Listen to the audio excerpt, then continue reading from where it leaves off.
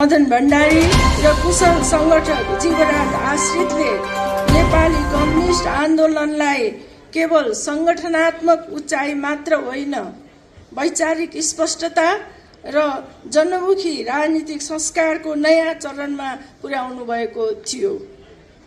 उहाँहरूले राजनीति भनेको जनताको जीवनसँग जोडिएको विषय हो, जनताको विश्वासबाट निर्देशित हुनुपर्छ भन्ने मान्यतालाई अझ गहिरोसँग स्थापित गर्नुभयो। आज हामीले गौरवका साथ स्मरण गर्ने नेकपा एमाले मार्गदर्शक सिद्धान्तको रूपमा अवलम्बन गरेको जनताको बहुदलीय जनवाद नेपाली समाजको यथार्थमा आधारित मौलिक राजनीतिक विचार हो। यसलाई हामीले नेपालमा मार्क्सवादको सृजनात्मक प्रयोगको रूपमा आत्मसात गरेका छौं।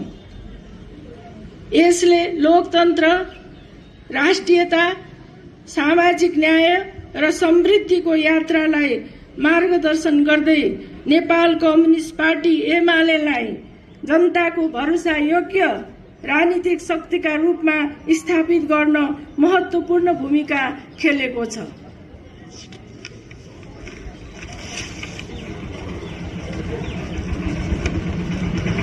जबजको मूल मर्म भनेको जनताको मत, जनताको अधिकार र जनतामाथिको अटुट विश्वास हो। बहुदलीय प्रतिस्पर्धा, लोकतान्त्रिक अभ्यास, राष्ट्रिय स्वाभिमान र सामाजिक रूपान्तरणलाई एकसाथ अघि बढाउने यसको दृष्टिकोण आज पनि उत्तिकै सान्दर्भिक छ। यसैगरी जीवराज आश्रितले पार्टी संगठन निर्माण, कार्यकर्ता प्रशिक्षण, अनुशासन र वैचारिक प्रतिबद्धताको विकासमा पुर्याउनु भएको योगदान अत्यन्त महत्त्वपूर्ण छ। उहाँहरूको यही समर्पण, सादगीपन, संगठनप्रतिको निष्ठा र जनतासँगको सम्बन्ध राजनीतिक कार्यकर्ताका लागि सधैँ प्रेरणाको स्रोत बनिरहनेछ। विगतका उपलब्धिहरूसँगै वर्तमानका चुनौतीहरूप्रति पनि हामी गम्भीर हुन आवश्यक छ। यदाकदा सिद्धान्त र व्यवहार बीच देखिने असन्तुलनका कारण समाजमा प्रश्नहरू उठ्ने गरेका छन्। जनताको विश्वास नै कुनै पनि राजनीतिक शक्तिको सबैभन्दा ठूलो शक्ति हो। यदि पार्टी र जनता बीच दूरी बढ्यो भने राजनीतिक आन्दोलनको मर्म कमजोर हुन्छ। त्यसैले हामीले जनताका भावना, अपेक्षा र समस्यालाई नजिकबाट बुझ्नु पर्दछ।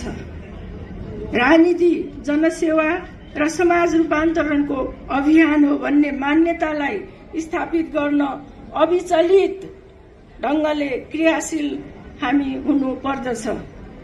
आज मदन आश्रितको स्मृतिको अवसरमा हामीले आत्मसुधार, एकता, जनतासँगको सम्बन्ध सुदृढीकरण तथा राष्ट्र र जनताको हितलाई सर्वोपरि राखेर अघि बढ्ने प्रेरणा लिनु पर्दछ। नेपाल कम्युनिस्ट पार्टी एमाले लोकतान्त्रिक आन्दोलन, संविधान निर्माण र विकासको यात्रामा महत्त्वपूर्ण भूमिका निर्वाह गरेको छ। अब पार्टीले पुनः जनविश्वासलाई अझ सुदृढ बनाउन जनमुखी कार्यशैली, आत्मअनुशासन र सेवाभावलाई व्यवहारमा उतार्नु पर्दछ। कार्यकर्ताहरू जनताको बीचमा पुग्नु पर्दछ, जनताको दुःख सुखमा सहभागी हुनु पर्दछ र समाजमा सकारात्मक राजनीतिक संस्कार निर्माणमा सक्रिय बन्नु पर्दछ। म विशेष गरेर युवा पुस्ताप्रति केही कुरा राख्न चाहन्छु। युवा शक्ति राष्ट्र निर्माणको सबैभन्दा ठूलो आधार र सम्भावना हो।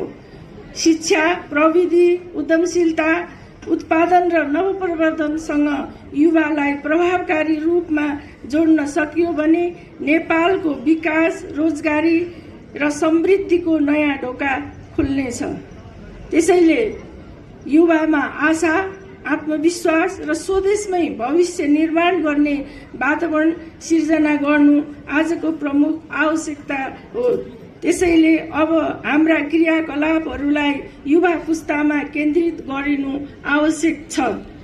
जननेता मदन भण्डारी र जीवराज आश्रितले देख्नु भएको समतामूलक समृद्ध र आत्मनिर्भर नेपालको सपना अझै पूरा गर्न बाँकी छ।